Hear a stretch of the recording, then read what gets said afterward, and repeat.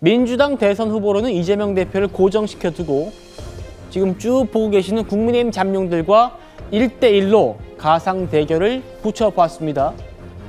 56일 남은 지금 시점에서는 이재명 대표가 보시는 것처럼 국민의힘 후보 누구와 붙어도 앞서고 있는 지금 시점에선 그런 결과가 나오고 있습니다. 그런데요, 지금 시점에서 무당층만을 대상으로 한 조사에서는 좀 다른 결과가 나왔습니다. 이재명 대표가 오세훈 시장이나 유승민 전 의원에게는 오차범위 밖에서 뒤지는 걸로 나오는, 그리고 다른 후보들과 김문수 전 장관은 오차범위 밖에서 이깁니다만 다른 후보들과는 오차범위 내에 있고, 오세훈 시장, 유승민 전 의원에게는 지는 결과가 지금 나오고 있습니다. 일단 먼저 민주당에 여쭤보죠. 황선필 부대변인. 네. 물론 없다라는 답이 30% 넘긴 합니다만 이 조사 결과, 무당층 조사 결과 어떻게 보십니까? 무당층 여론조사, 그러니까 없다 씨가 지금 상당히 많은 거 아니겠습니까? 그런데 저 없다 씨가 국민의힘 후보만 지지할 거라고 저는 생각하지 않아요. 물론 그럴 경우도 생길 수가 있습니다. 하지만 그렇게 보지는 않고, 저는 이제 어떻게 민주당이 대선 경선을 치러내느냐, 그리고 대선 본선에서도 어떤 모습을 보여주냐에 따라서 저는 없다 씨들이 민주당을 더 지지할 수도 있다라고 생각을 하는데, 저것만 보면 어쨌든 간에 유승민 후보와 오세훈 후보가 상당히 경쟁력이 있어 보입니다. 그런데 저는 오세훈 후보보다 사실 유승민 후보가 국민의힘의 후보가 됐을 때가 사실 민주당으로서는 조금 힘들어지는 것이 아니냐라고 판단을 하는데, 네. 제가 지금까지 지켜본 국민의힘의 상황을 보면 유승민 전 의원이 국민의힘의 후보가 되기는 매우 어려운 것 같다. 그렇기 때문에 저희 민주당은 국민의힘을 신경 쓰지 않고 민주당이 앞으로 국민들에게 어떤 모습을 보였다, 정치, 경제를 어떻게 살리겠다라는 모습을 보여주는 게 중요하다. 저는 그렇게 생각합니다. 민주당에서는 유승민 전 의원을 얘기하는군요. 호 대변인님. 네네. 이 가운데 이제 없다 씨를 이제 민주당에서는 더 의미 있게 보고 있는 것 같아요. 어떻게 보십니까? 그러니까 그 없다 씨들이 양쪽에 이제 두 손에 떡을 쥐고서 어느 쪽일지 모르겠다라는 건데, 이쪽 건 사실 이제 이미 먹어봤습니다. 맛을 봤어요. 지난 벌써 몇 년 동안에 이재명 대표의 자질과 인격과 노선에 대해서는 검증을 해본 거예요. 근데 이건 못 먹겠다요, 도저히. 근데 이거는 아직 이제 안 먹어본 거예요, 본격적으로. 근데 이쪽인지 아닌지는 아직 모르는 거죠. 그렇지만 그 가능성은 이쪽보다는 이쪽으로 갈 가능성이 저는 이제 훨씬 높다고 보는 거죠.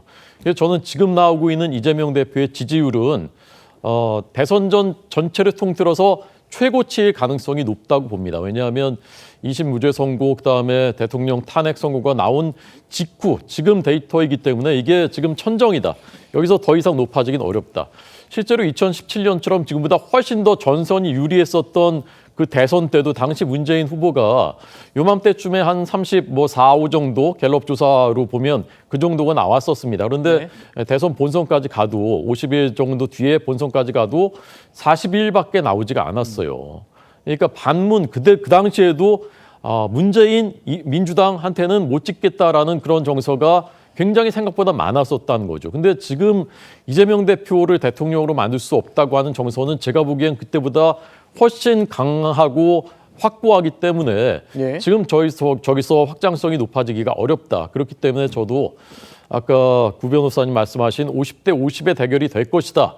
그래서 매우 미세한 차이로 승부가 갈릴 것이다. 국민의힘 후보가 승리할 가능성이 저는 충분히 있다라는 그 분석에 저는 동의합니다. 알겠습니다. 이재명 대표는요, 내일 마지막 최고위원 회의를 주재한 뒤에 당대표직을 사퇴하고 다음 주쯤에 아마 대선 출마를 공식 선언할 거라고 합니다. 이재명 대표 어제 대장동 민간업자 재판에 안 나갔죠. 그런데 오늘 본인의 대장동 재판은 출석을 했습니다. 들어보시죠. 대표님, 어제 대장동 재판 출석 안 하신 이유는 뭔가요? 과태료가 이 신청 어떤 내용으로 하셨어요? 선거법 재판 상고심터에는 왜 안 받으시는 건가요? 서 변호사님, 네. 과태료 800만 원 받은 거 이의 신청하고 선거법 상고심 소리 안 받고 있는 거 이런 기자들 질문이 있었는데 답을 안 했어요. 어떻게 보셨어요? 그러니까요. 뭐 본인이 성남시장 시절에 있었던 일이기 때문에 그리고 대한민국 역사상 당군 이래 역사상 가장 최대의 지적 사업이라고 하지 않습니까? 그렇다고 한다면 그만큼 자신 있고 잘 아신다는 건데 증인으로서 하루 정도 뭐 아니면 반나절이라도 출석을 하셔서 어떤 기억나시는 대로만 얘기를 해주시면 되지 않을까 싶은데 뭐 본인의 어떤 지금의 정치 상황이라든지 이런 부분이 조금 바쁘다 보니 그렇지 못한다는 부분은 있습니다만은 과태료 부분은 뭐 이의 신청할 수 있다고 봅니다. 충분히 그 증인으로서의 방어권이니까. 근데 선거법 상고심 항소심에서 무죄를 받았는데 굳이 상고심 서류를 안 받고 저는 일부러 안 받고 있다고 생각하지는 않습니다. 그렇지만은 괜한 오해를 굳이 살 필요는 없다. 곧 또 선거 전에 들어갈 텐데 이러한 거 하나하나가 작은 빌미가 되지 않겠습니까? 그렇기 때문에 저는 이재명 대표께서 이 부분과 관련해가지고 빨리 수령을 하셔가지고 대법원에서 심리가 될 수 있도록 하는 게 중요하지 않나 싶습니다. 예, 국민의힘은 대선 본선에서도 이재명 대표의 이 사법 리스크를 집중적으로 겨냥할 걸로 보입니다. 양당 원내대표 목소리 들어보시죠.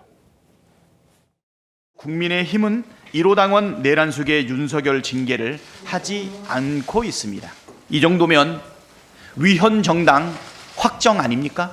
도대체 무슨 염치와 자격으로 후보를 낼 생각을 하는지 모르겠습니다. 국민의힘은 지금이라도 후보를 내지 않겠다고 국민께 천명하십시오.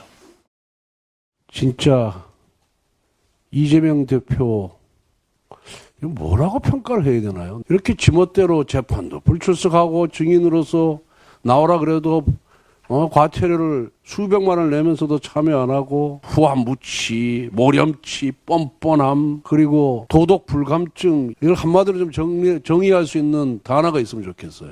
이런 단어도 부족한 이재명 대표야말로 대선에 출마하면 안 되는 거 아닙니까? 홍준표 시장처럼 또 양아치라 또 표현하기도 좀 그렇고.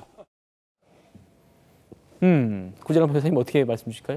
이재명 대표가 사실 명백한 리스크가 있다라는 게 양쪽 진영에서 확인이 되는 것 같아요. 왜냐하면 지난 2017년의 국면에서도 민주당이 후보 내지 말란 말을 하진 않았었거든요. 그러니까 지금 후보를 내지 말아라, 뭐 위헌 정당이다.